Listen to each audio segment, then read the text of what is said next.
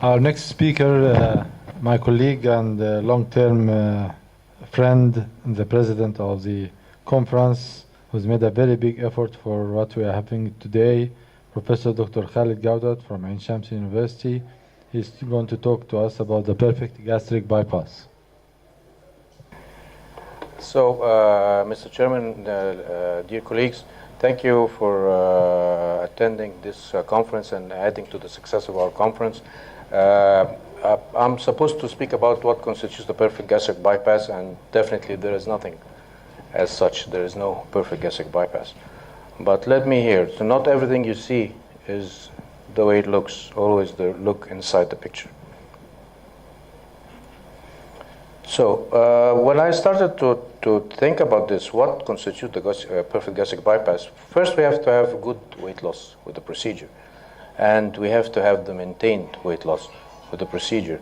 Also, we have to have good comorbidity improvement, good lifestyle, food tolerance, social functioning, and we also need to have fewer complications, as there are known sets of complications with every procedure.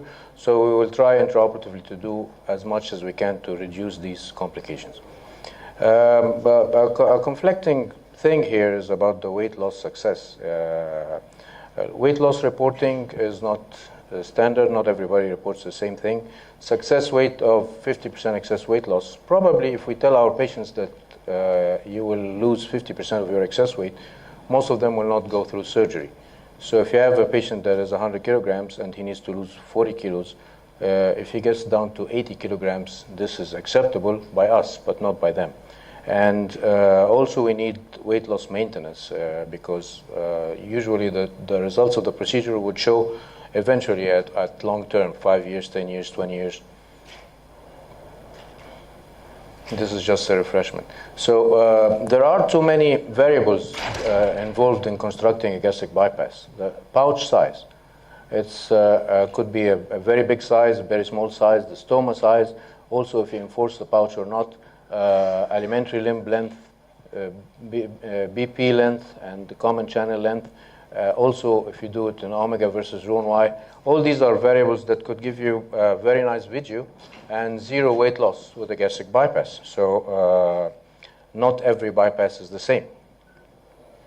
Does size matter? Yeah, there are studies that would emphasize how important to make the smaller size for the gastric bypass to have better weight loss.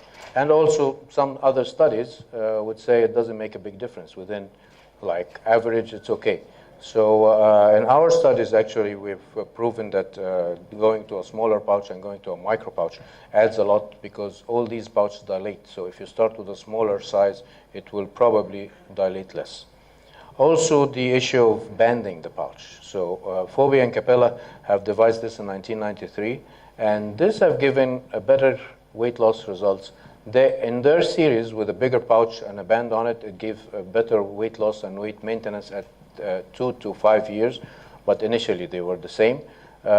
We have done a study and we compared both, and actually when you do it on a micro pouch, it gives results from the very beginning. You have better weight loss at every stage after doing the procedure. Does the stoma size differ? Yeah. Some studies says it's not important, and this was based on Lloyd McLean study that he followed all the patients and found them to progressively dilate the stomas, and his theory is that every stoma would dilate with time. But others think that this is a very crucial factor for having success with the procedure.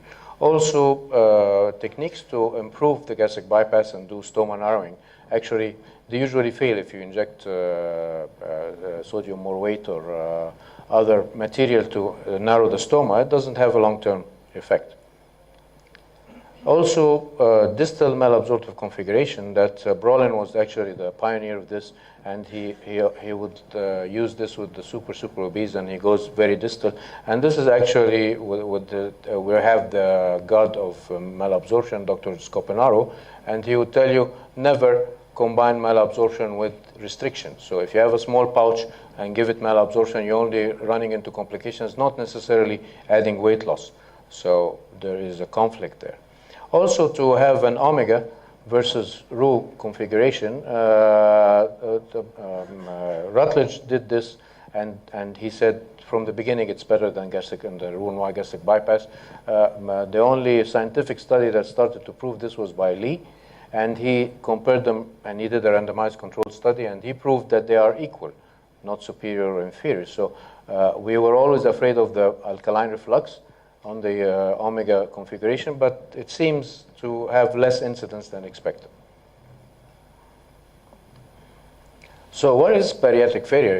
If you have a patient that's unhappy, that's a failure.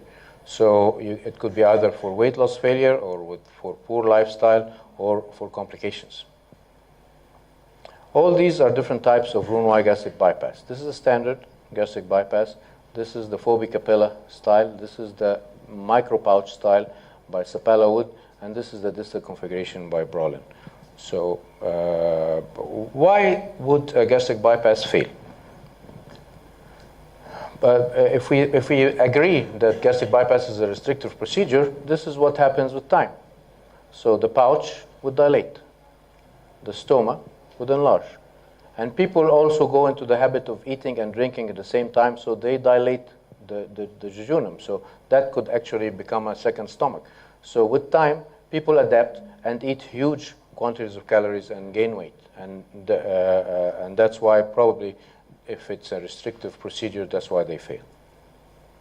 So this is our model for the gastric bypass. We do a micro pouch, which is way smaller than the regular pouch, and we band this with the Foley-Capella style. So in our studies, this have given us good long-term results.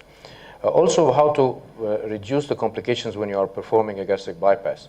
So the internal hernia complication, definitely, there is no argument that we have to close all the defects. And even if you close all the defects, you still are going to have internal hernias. Less incidence, but this is a must. Also, there is a theory that omega gastric bypass leads to no internal hernia. It definitely leads to less internal hernias, but not zero. Also, to have a gastric fistula develop after the procedure, that can give you a lot of ulcers and anastomotic ulcers, and also can give you weight loss failure. If it's a big fistula and people eat a lot through it, it's going to be like reversing the procedure. So we have found that adhesions between the proximal and distal gastric staple line is one factor for forming the gastric fistula. Of course, having leaks, having foreign bodies increases the incidence. So Foley-Capella would cover the pouch staple line with jejunum. We have actually elected to just imbricate or cover the distal staple line, trying to reduce this incidence. Also, the hypoglycemia after surgery is a big problem with gastric bypass. And to date, we do not have a definitive answer to this. Anastomotic ulcers usually happen if you have bigger pouch. If you have a big pouch with much more acid, you will have more ulcers. Also, smoking, non-steroidal ingestion would add to this alcohol, of course. But the pouch size is what we can do regarding this and stop smoking. Strictures postoperatively, and also nutritionally we have to supplement and do a regular follow-up with actually this has changed now, but when we started doing Roux-en-Y gastric bypass, Dr. Sugarman would advise to have as short as possible a biliopancreatic limb to have less calcium problems, because this is where the calcium absorption happens. But now we are moving into a longer BP limbs to have better weight loss. So in our experience, we have started in 1996, and we have more than 3,000 cases. In the first 5 years, we have randomized 4 procedure comparison, and then we gradually shifted to the banded Roux-en-Y gastric bypass. This is our initial study comparing the banded versus the non-banded group. We had significantly better weight loss at every stage postoperatively. And actually, we count our success at 75% excess weight loss, not at 50%. So this is our technique for doing this. To reduce the complications here, this part, if you leave a long afferent limb here, you get what's called the candy cane complication. So we try to make this ultra short. We place the band, we do the macro pouch, and Initially we started to do this, it's very short, but now we are moving it more distal to have better weight loss. And here you can have stomal edema or obstruction, so we have to make sure that this is very wide. We also make this very short over here, and we close all the hernia defects. So this is a video of our technique.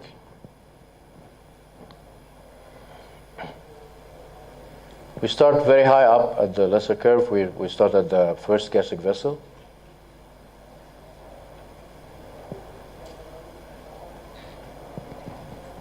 We make the retrogastric window, and we place a retractor here, and we pull on the stomach. And then we start the first transverse stapling. The micropouch is usually created over a bougie of 32 French, but we do it very tight on that. We also dissect extensively around the pouch to have a proper vertically oriented pouch, plus we have a place for placing the band.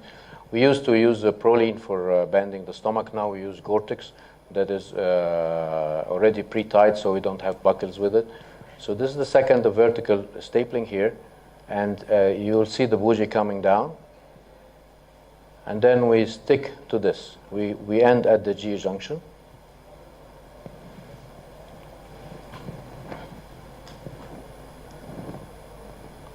So the distal stomach, to reduce the gastrogastric fistula rate, we either cover the staple line with omentum or we imbricate the staple line. We have not compared our results yet with this, but we feel at one procedure, at the end of the procedure, I was doing some suction here, and I found it very difficult to separate the staples. At the end of the operation, I thought I'm seeing gastrogastric fistula being developed intraoperatively.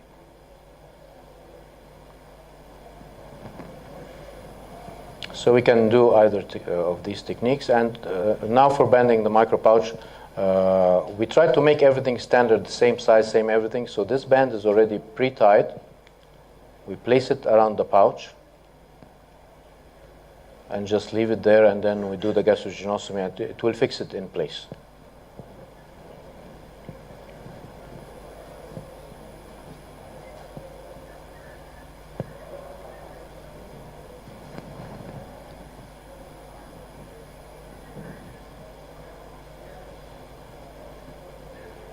We found this is the easier technique to perform the gastrogenostomy in a linear fashion. Also, you have to make sure that you don't entrap this in the band into the gastrogenostomy, because this would be inviting intraoperative erosion. This band, if you involve it in the staple line, it will erode into the stomach.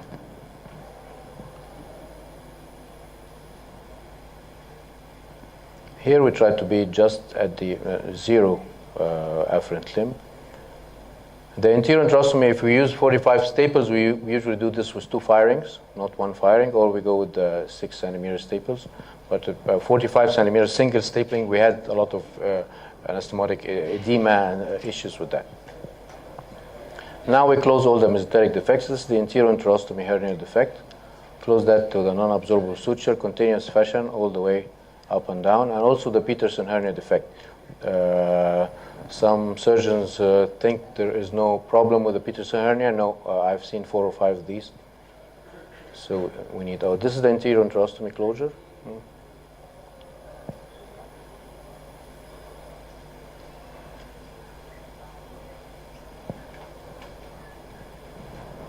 And this is the Peterson hernia defect closure.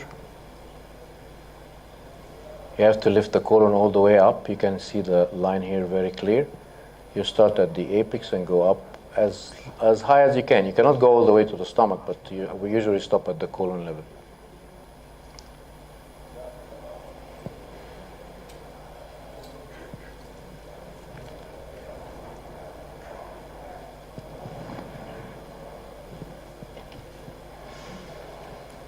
So in conclusion, the perfect gastric bypass should give the best weight loss, short and long term, the best comorbidity improvement, and the best lifestyle and the least complications. Banded micropouch Roux-en-Y gastric bypass, in our experience, satisfied these criteria. And omega banded micropouch gastric bypass may be our next step. Thank you very much. Thank you. Questions? Mike, please.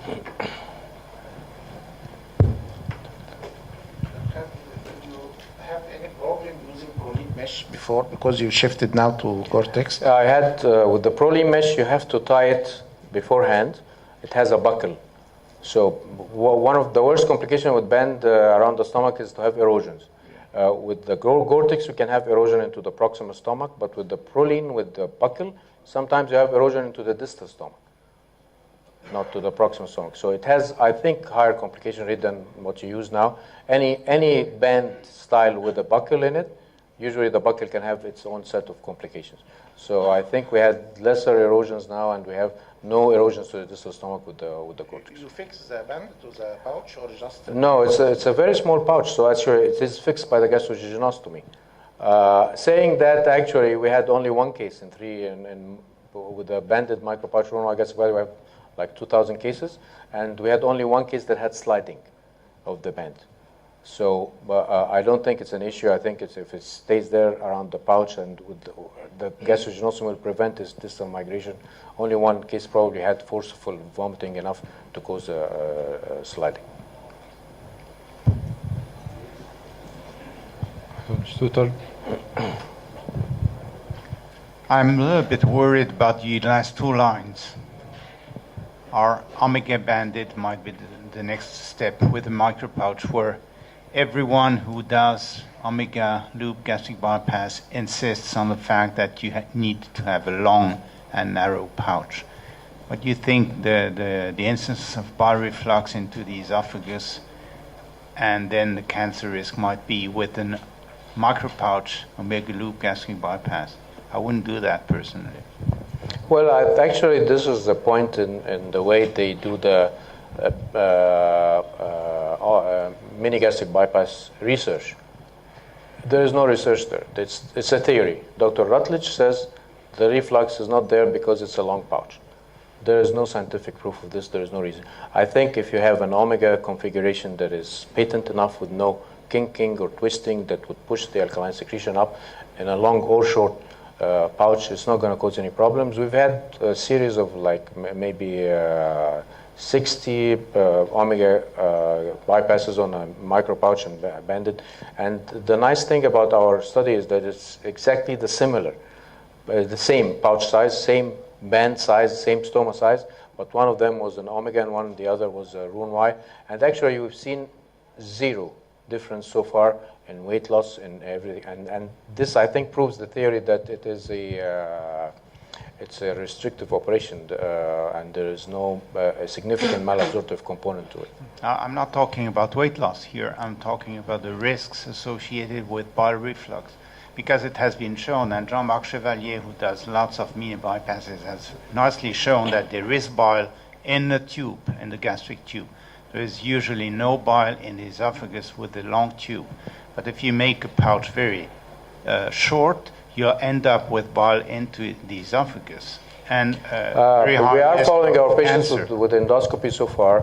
I'm not sure. Maybe the band would make it less incidence. I'm not sure. But so far with our comparison, that has not been an issue. We are following our patients with endoscopy, and I hope that anyhow, if the omega, my theory here is that if I'm going to live with alkaline reflux versus an internal hernia, I would rather have the alkaline reflux and fix it later, rather than having an internal hernia in the middle of the night in a faraway country and a patient could die. So I'm not sure. A couple of questions actually. How distance or how loose it will be, the mesh or the ring or whatever around the pouch? It's usually a 2 centimeter diameter band. So if the pouch is too big, it's going to be stuck to it. If it's when the micro pouch is just a little loose, but not very loose. Right. Okay. The patients, because it's just loose, and therefore, do they have a problem of compliance in the sense that they're not able to eat food and they have intolerance, basically? Actually, the incidence is quite low because we have the stoma is not very narrow, And we teach the patient initially, like the original Sapala wood technique, is that they have to eat small, frequent meals all through the day until it dilates enough to eat 3 times a day. So no, this has not been a major issue with our patients. Even with the meat and meat eaters. With the steak meat, and- eventually they're able. Actually, you'd be surprised to the quantity they can eat. So a patient can eat a good breast of chicken in one meal after 1 year of surgery. So probably it has more to than just the size. It's the chewing and how soft the food is, and if you probably learning the technique with time and maybe the wider stoma. Probably if I do this without the band, I would do a narrower stoma. That could be maybe more restricting. Because I have the problem of the intolerance with the patients. And they can't tolerate it. I just did only a few of them. I didn't want to do too many because of it. And also, are your bands tighter? How do you calibrate the size? Minimize the ring. You have 6.5, 7, 7.5. I usually put 7 actually, not even 6.5. Okay, but the minimizer usually it's like more or less like a silastic ring, the old silastic ring, which tends to slide a lot because. No, I put the stitches. Oh, you stitch They that? have Okay. the stitches, yeah. The second thing is the biliary pump. Before we, I know Dr. Sugarman and others have said that BP limb doesn't matter. Actually, that's what seems to be the matter, actually. If you make it 100 to 125 or 150 even, they seem to lose more weight. In fact, the patients who didn't lose weight or put on weight, I converted 4 of them to 125 centimeter BP limb after a gastric bypass 5 years later, and they seem to have lost more weight, and they are losing still. Oh, okay. I've shifted now to 150 alimentary limb and after 150 BP limb for all of my Roux-en-Y now. Right. After that study in Montreal that said it's significantly better to have a longer BP limb on weight loss with Roux-en-Y, so that's what I do. The last 5 years I've been doing that way, and actually diabetes seems to be better also. Resolution in the that makes a lot of sense because I think of the hind gut theory, and if you go more distal, yeah. Thank you. Okay, thank you. Any more questions? I think last comment is elongation of the biliopancreatic limb in the Roux-en-Y bypass is going towards the omega, which is 2 meters. Mm. Thank you. Thank you.